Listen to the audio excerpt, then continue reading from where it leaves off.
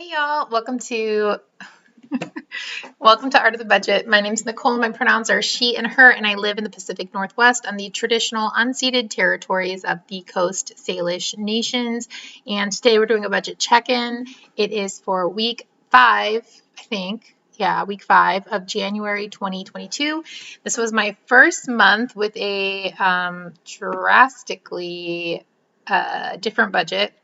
And yeah, there were some fails, but like we'll talk about them later in the budget reconciliation. But let's get into my transactions for this week. Last week was practically a no spend week, which was pretty cool. This week I had more transactions. A lot of it is just like automated bill stuff, but I did have some purchases and like like a lot. Yeah, well, we'll just get into it. What I was going to say was several were not budgeted for. So I'm definitely having to adjust. I definitely was living the good life for a little while there. So let's get into it.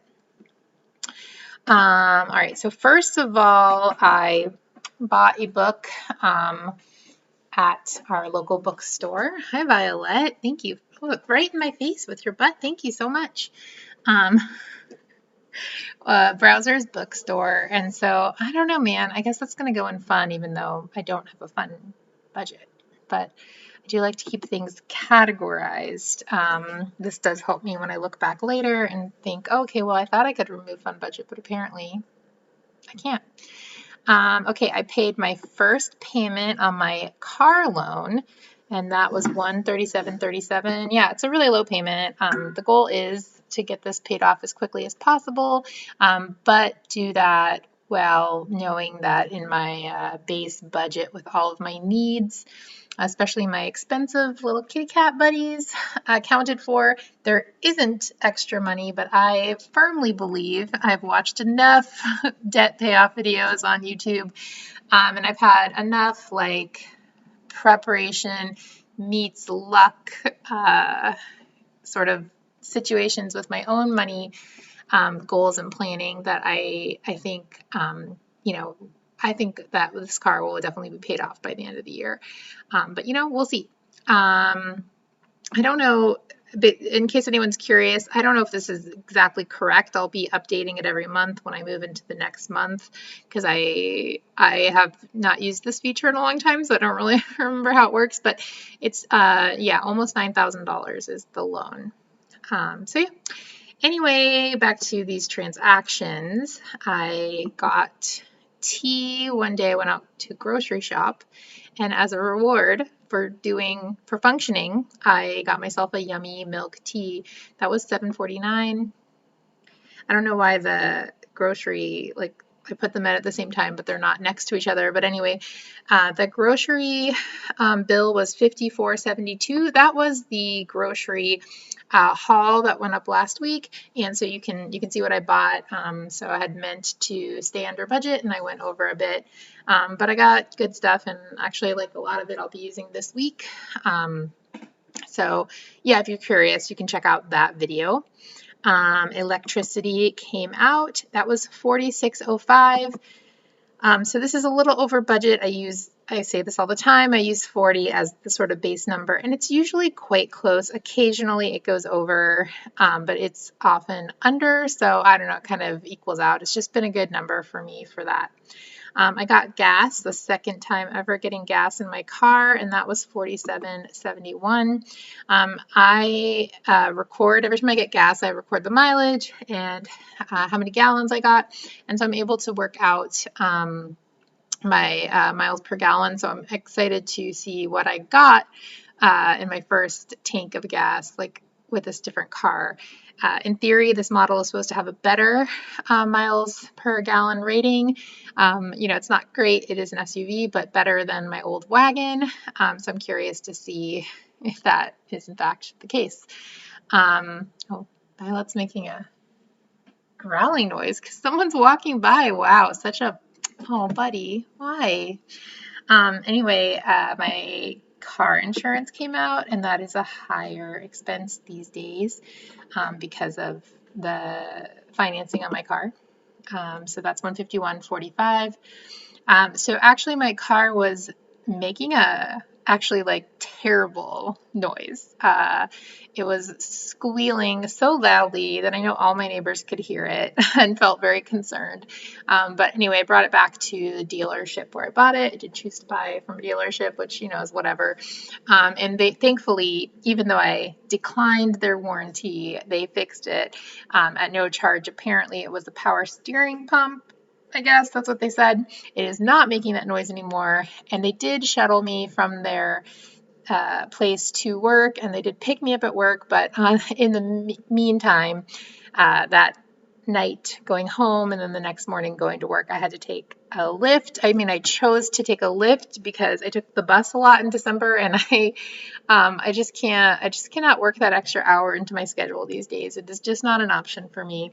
So I'm going to put this under transportation gas, $14.76 for one ride and $14.94 for the other ride. I picked up medicine for Violet. That was $52. That's for her liquid, her compounded, what are they called? Steroids that she takes for her little belly. I also got food and treated someone to food, and so now I went over budget in this area. Let's see, I had $29.51 left in restaurants, and I spent $48.56. So yeah, over. It's a lot of red this time. I mean, we're kind of used to that. While we're at it, let's rock through the rest of these. My phone came out. Where do we keep that? In housing. My phone came out. That was $90.31. It was a little higher, and honestly, I knew that was coming, so I should have planned for it. So I went to Florida, and then I was endured the sort of like delayed travel, and so I ended up using a lot of extra data on my phone. And if you've been here for a while, you know that I always plan for that, that I may go over my data and pay those overage. It's often around about $90, which means I overaged twice. But anyway, that is going to go into phone. So that's another red mark. I mean, I kind of feel like it's the goal, right? To get every single red mark. And last but not least, even though I'm trying to take just for this year, I guess I'll do whatever is like the most consistent with my values, but at least for this year, I'm trying to take the sharing, my radical intersectional feminism, out of my budget, and I'm trying to shift that to my business budget. But I had several things that I did not turn off, and I had something else come up that I needed to share some of my income with. A coworker of mine actually passed away in a pretty horrific situation, and there was a GoFundMe for her daughter, and at the end of the day, I had to share. And so this does make me think maybe taking this out of my regular budget isn't really an option, maybe even if it's a smaller amount, because things come up, and I do think it is important to do like mutual aid and work together. So yeah, I'm really kind of questioning how that would work, how that will work for this year. I mean, the bottom line is, y'all have seen, if you've looked, there's a video about my yearly budget. It's not really, not really an option for me to do it the way I was doing it, but anyway, I'm going to keep marinating on it. Obviously, my budget is a constantly changing document that just guides me and never, dictates. It just guides and helps me achieve my goals and live within my means, and also helps me live my values. So anyway, $52.50 to a GoFundMe. That's going to go into sharing my income. Again, we've got some red going on, and that is just fine. Last but not least, I didn't document my first paycheck, and my second paycheck came through. These temporarily go into the next month category. So the first paycheck was $1,443.54. And my paycheck 2 was $2,071.71. Does anyone else have trouble saying numbers like that. So that's giving me a budget next month of $3,500, which is great. And hopefully I can make some of the things happen that I want to happen as dictated or as laid out in my yearly budget. That is it for me for this week. I hope that you are having an awesome week, an awesome month.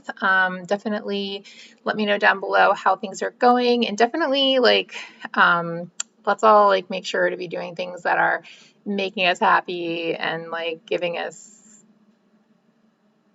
goodness in the moment, because you just never know when when it's all going to be over. But anyway, I hope you have a wonderful rest of your month. I'll see you soon for my reconciliation and my February budget plan.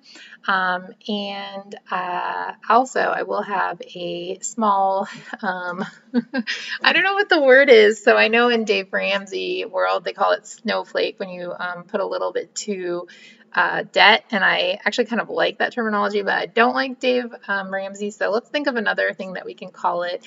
A little sprinkle, a little kitty cat treat to my debt, so that will be also coming up. I will see you, and Violet will see you in the next video.